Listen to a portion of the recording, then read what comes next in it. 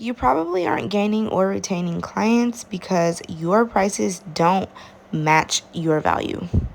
As a nail tech, my name is Mackenzie. I help solo entrepreneurs in beauty create more space for their deepest desires.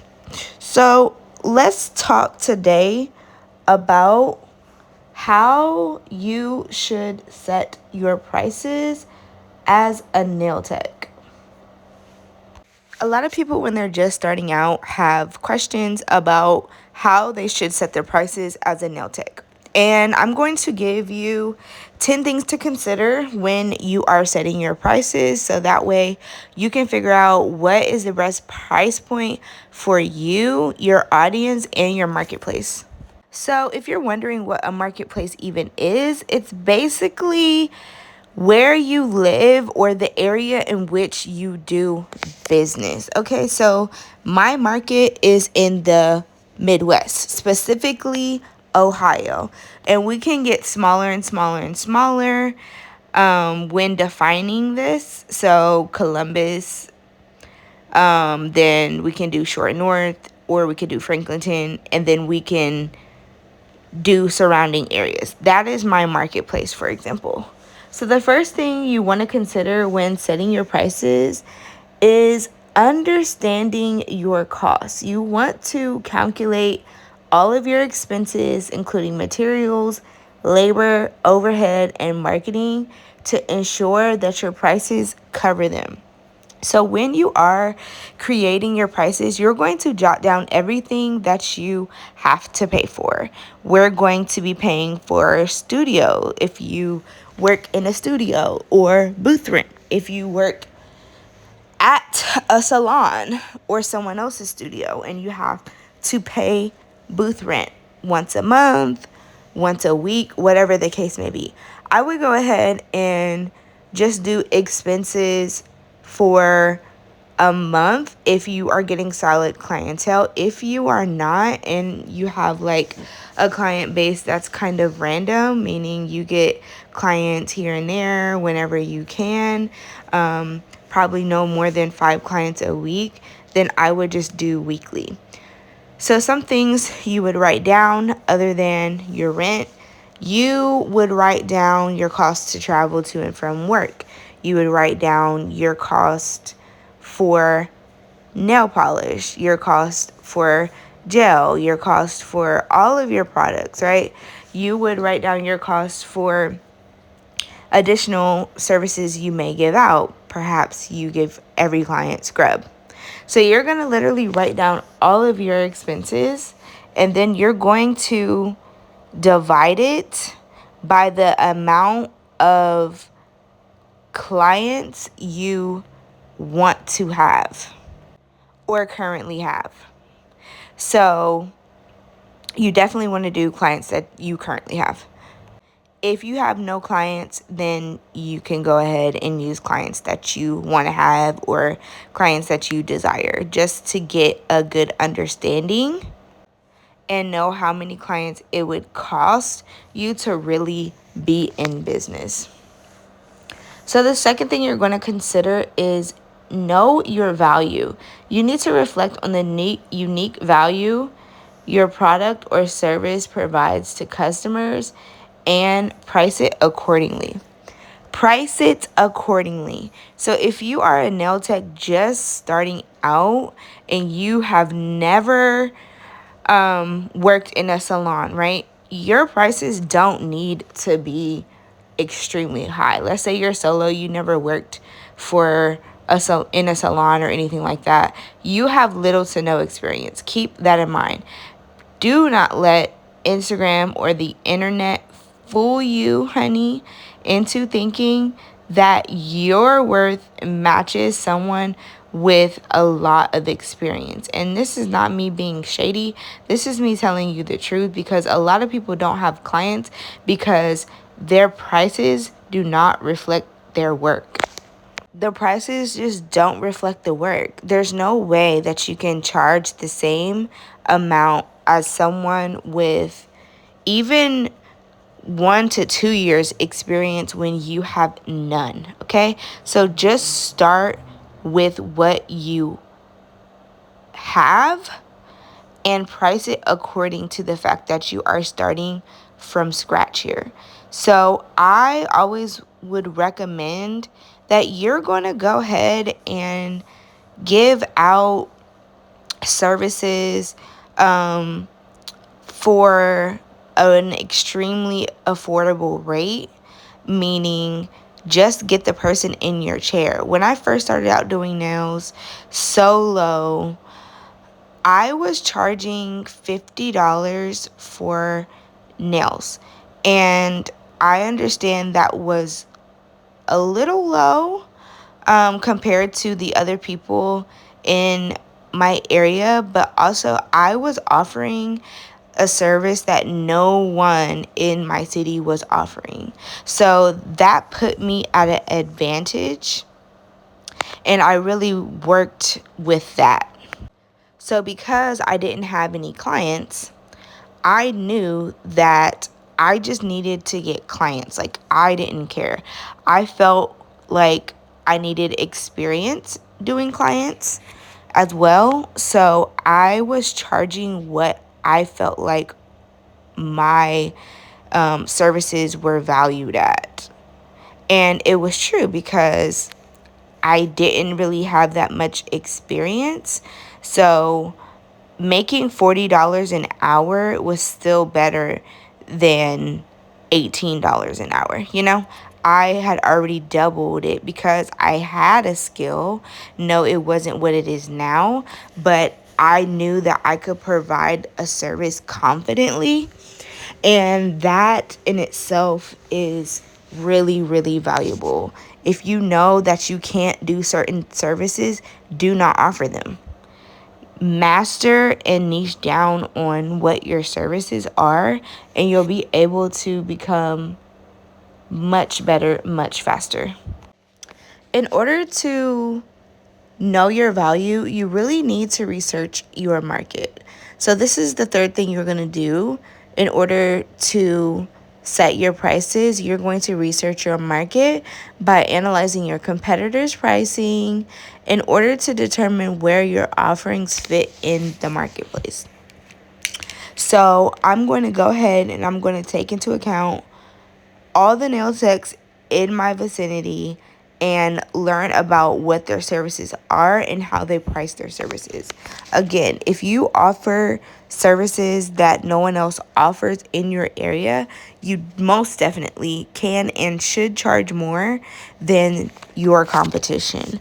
And this is really going to place your value much higher. Even if you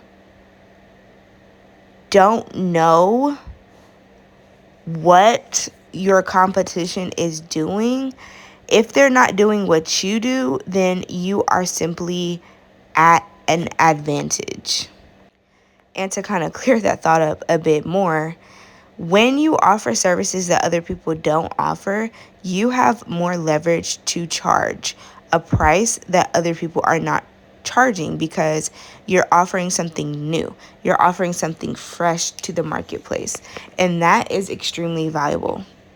So the fourth thing you're going to consider when setting your prices is identifying your target audience. Who do you want to serve?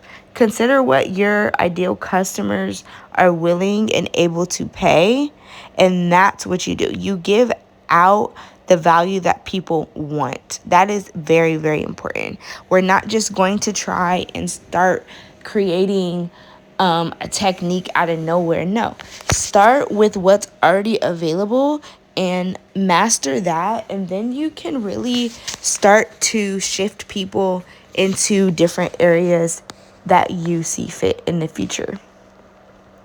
So the fifth thing you're going to do is factor in your time. Account for the time you spend creating or delivering your product or service. So for me, if I am spending an hour and a half on my client, I know that I want to make $50 an hour, right? Let's just say I'm just starting out. So I want to make $50 an hour, and I want to at least make $200 a day, right? So now we know that we most certainly have to work at minimum 4 hours a day to meet that mark. So the sixth thing you're going to do is consider the demand. Evaluate how much demand there is for what it is you're offering and adjust the price according to that.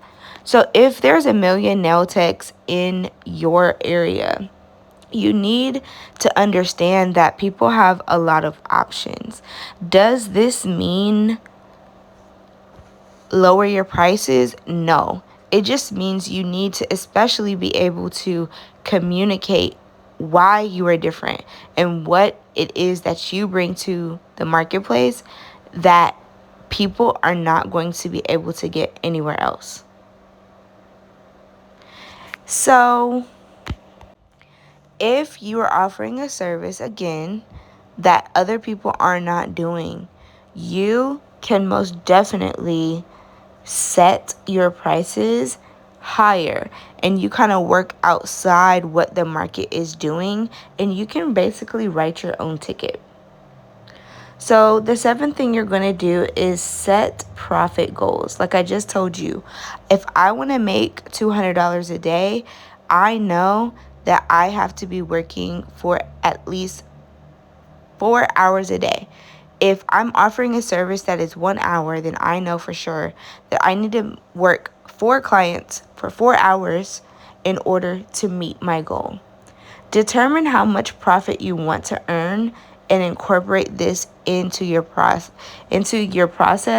of creating your pricing.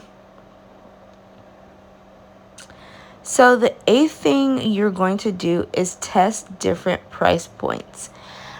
I would say start out, let's just say I'm starting out, okay, I'm offering a service for $50.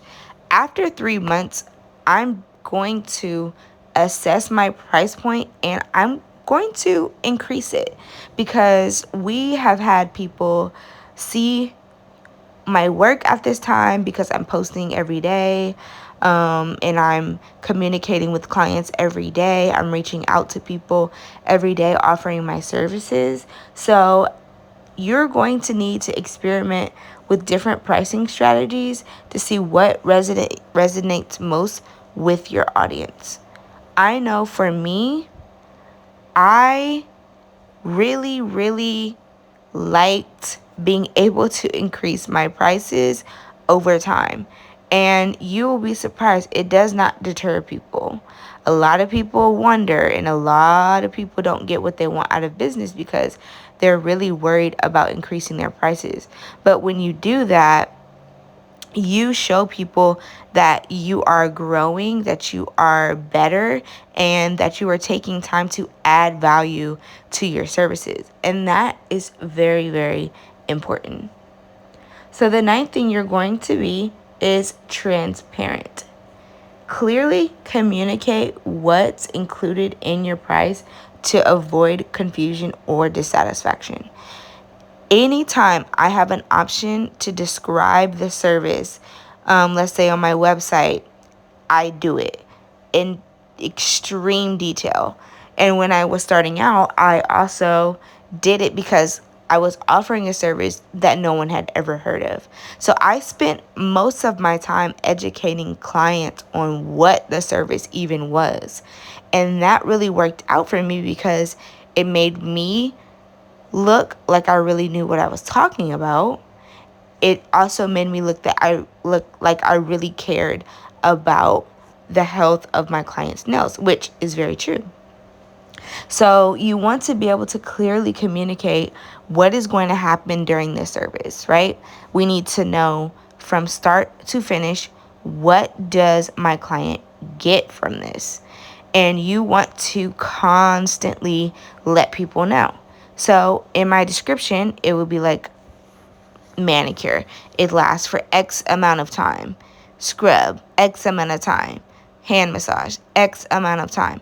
All of these things you want to state to your customers so that way they know what they're getting. And also, it's a great sales tactic, right? If you talk about the service, people will know about the service, and obviously they'll be able to book the service, okay? Without any confusion. And then you spend a lot less time correcting people, and they'll end.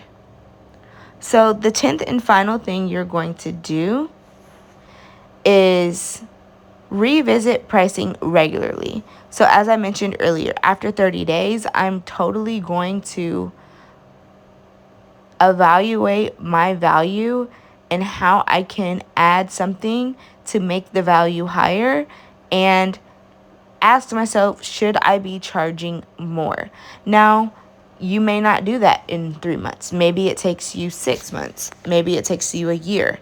But you want to constantly at least ask yourself how you are servicing, make your best better. So you're going to periodically assess your pricing strategy to ensure that it aligns with your market and business growth. You want to charge more in time so that way your business can grow and your business will reflect that. So thanks for watching. Definitely get my ebook, How to Gain and Retain Clients as a Nail Tech. And I'll see you later. Bye.